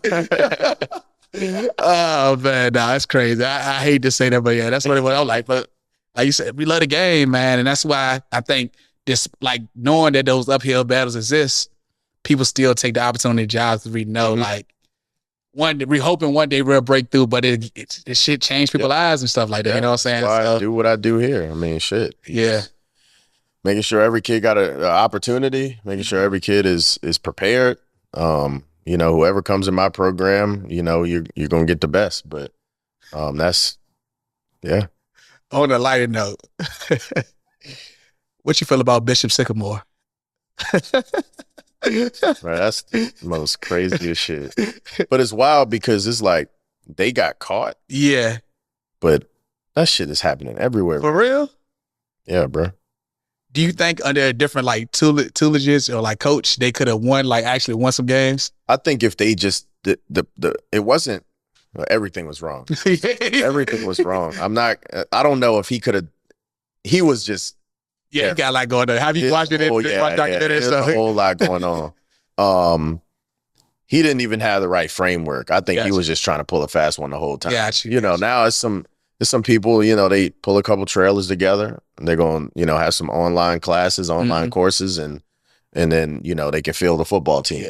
Yeah. That's kind of more common now. And then you have you know, when IMG did it, IMG is totally different. It's a cash cow, like, you know, it's nationally known. That's a little bit different. But after all of that started happening, and that's when all of the independent academies started. And so it's probably not another Bishop Sycamore, but it's definitely guys that are pulling some strings, doing some stuff to fill the football team. The only red flag about shit like that is, why do you have to go do that? What have you done? Who doesn't like you? Why do you have to go and independently start another football team? There's so many teams around. You can't coach somewhere. Then that means everyone knows you can't coach. You want something for yourself. But you know, that's just my opinion. But I see some of the kids actually after that was given opportunities and stuff like that. So it was like crazy. But he claimed he was trying to help the kids. I don't know, man. I can't say that. It's selfish. It's no way. Because like, and I lean to you because you're an actual coach and you have your own academy, so you know what it takes to kind of like lead that type of stuff. And you don't want to, even though you quote unquote was helping, you still put them in bad predicaments. Correct. You put all them kids in bad predicaments. You know I think it led to something. But it was, you know, some people felt sorry. You know, some people wanted to be able to help them out again because, you know, he put them in such a bad spot. But I'm thinking like, what? Like, he really sold the dream. Like, you got parents really believe in it. And, you know, it just goes to show, like, you know, parents will do anything for their kid.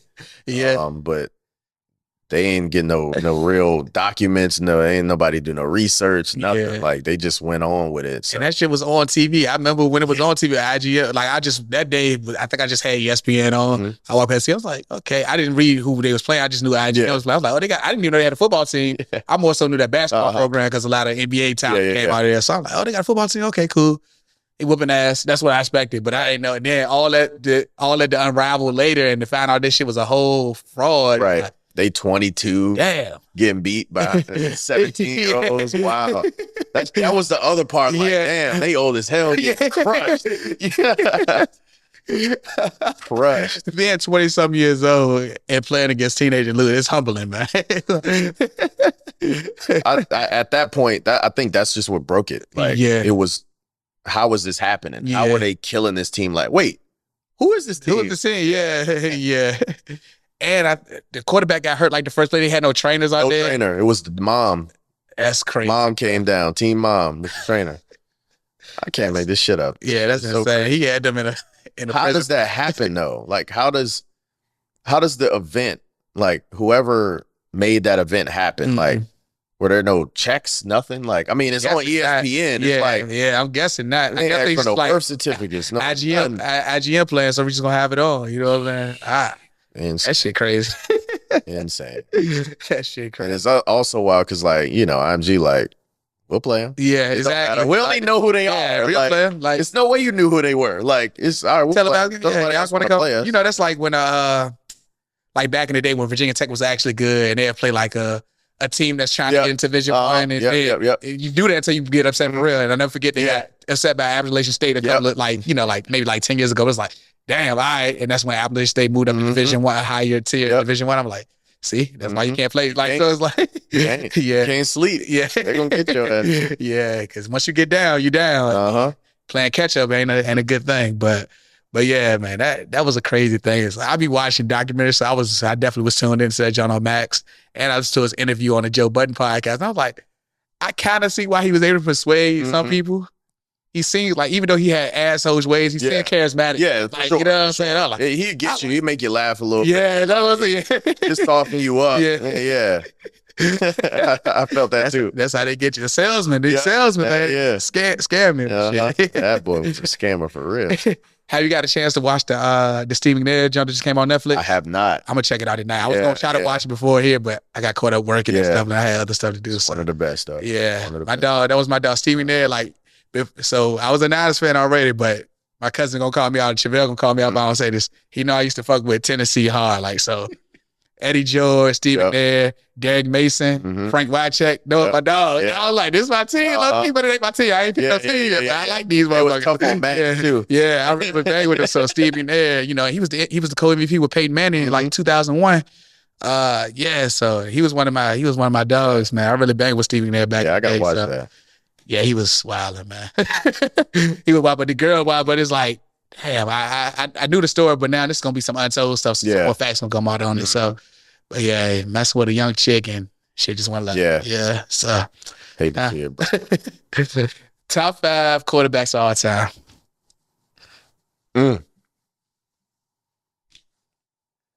Yeah, give me a second. Yeah, you good? Good. I got my list in my head. Whew, I need to think about it. Motherfucker's gonna be mad. All time. Yeah. You're all time, so it's what you feel, who you think, who you got. Who meets your criteria. I can't give you an order. Okay. All right, no order. That's cool. Just stop that. I know order, yeah.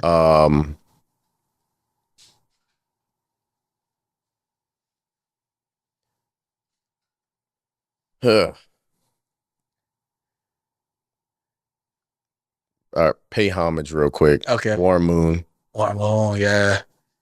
Shout out to Warren Moon. Tom Brady. The GOAT. I don't want to agree, but he's the GOAT. Yeah. It's like can't waste these 3. But,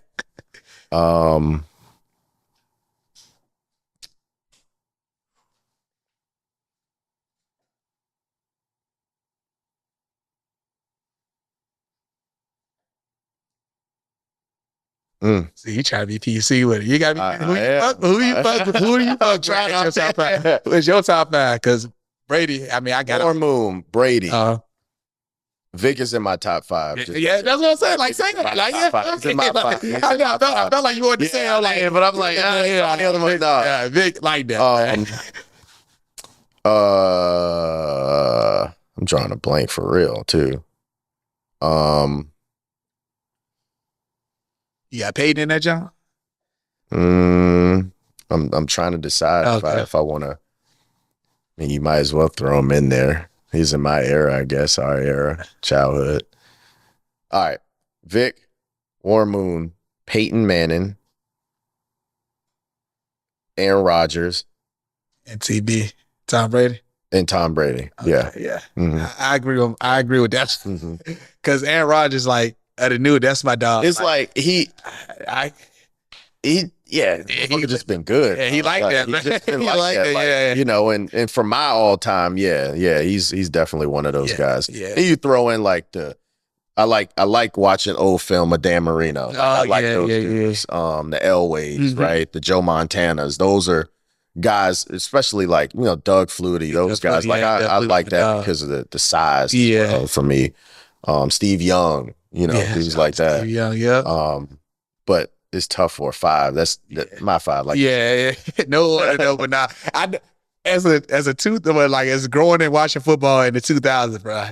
A black quarterback, we was fucking man. It's like Iverson. It's like Iverson. Like he was the Iverson literally of the football. Like shit. Like you got he was culturally impactful. He had his own shoe. We was buying football shoes to wear with outfits. Exactly. Bitch. No bullshit. Like, you know what I'm saying? Like, come on, man. Like, the commercials was dope. The jump, like the roller coaster jump, like Vic was that guy. So he was like, that dude. The influence puts him there. Like he might not have had the longevity career, but he had some success. He made it to an NFC championship. Yep. You know what I'm saying? He played for he had some, when he can't come back later the year, like the Eagles, I never forget he threw that shit to Deshaun Jackson. Yeah, on the first play. His first play as an Eagle. Wow, like, why am I a fan? The Madden 04 cover, that was like one of the best Maddens ever. It was. That was the playmaker. Yeah, the playmaker John. I did the next year. They came with the hit stick, but through us on the John 05. Yep. So yeah, different times, man. That soundtrack was crazy too. Yeah, it was. So, yeah, Madden ain't the same no more, man. But I got it, but it ain't the same. It's trash. It's trash. I hate it. They need to bring other games back to compete. You know, they need to just take it out of. Is it EA Sports? Yes, EA Sports. Somebody else got to do it. This shit. They got the exclusive rights.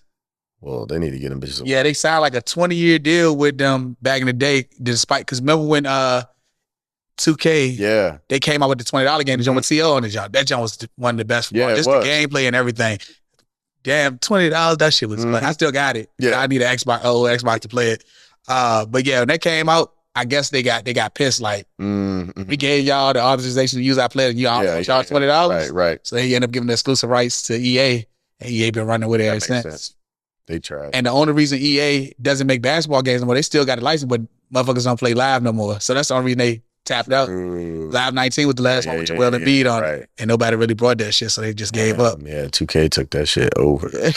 Yeah, so. Over. But I used to always have both games. I had 2K and all that stuff, but back in the day was so many football games. You had like Quarterback Club, Game Day, you had the Blitzes, like you had so many games to choose from. Street. Yeah, and that shit was crazy. Ricky Williams and shit on it. That was all right. I still be making the sound when I throw the ball. It's like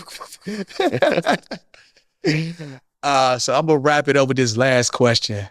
Like, when you used to get ready and hyped up to get ready to go out there and play and having some of the best performances you ever had as a quarterback, man, what was you listening to? What was the soundtrack to get you ready for that shit? Like, what was you listening to? Senior year, I just, motherfuckers gonna laugh if they see this.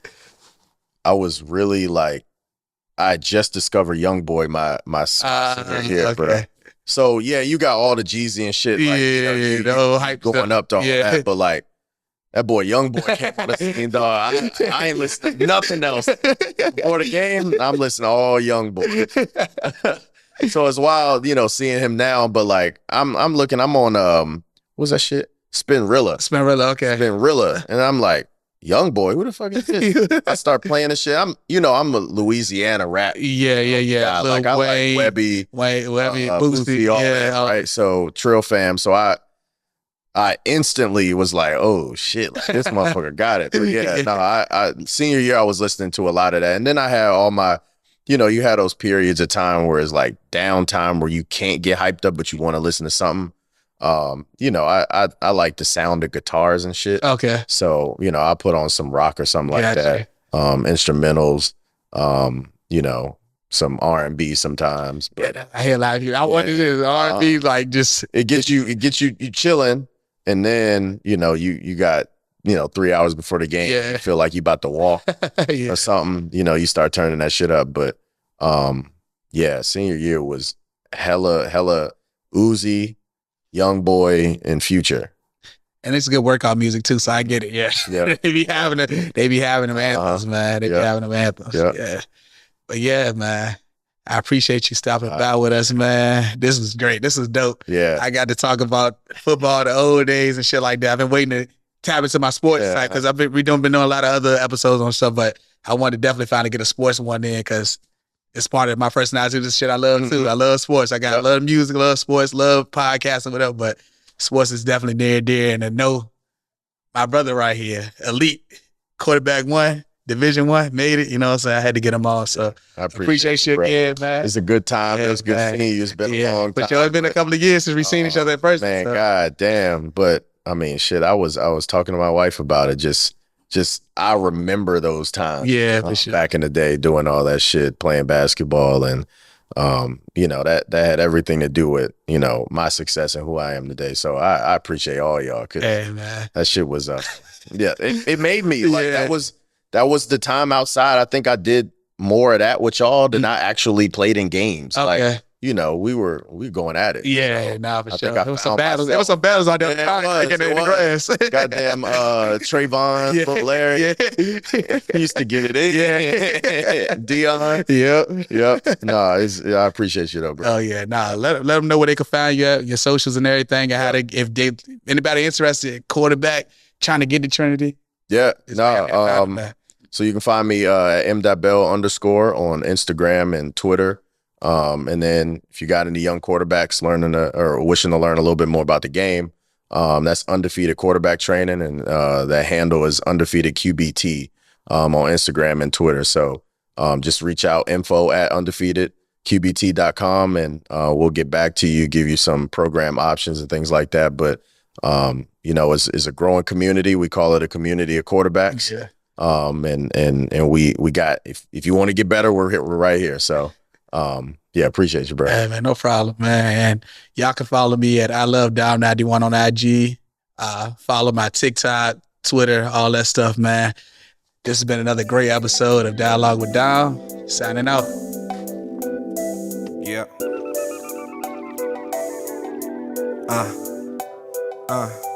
To that, love the way you shoot.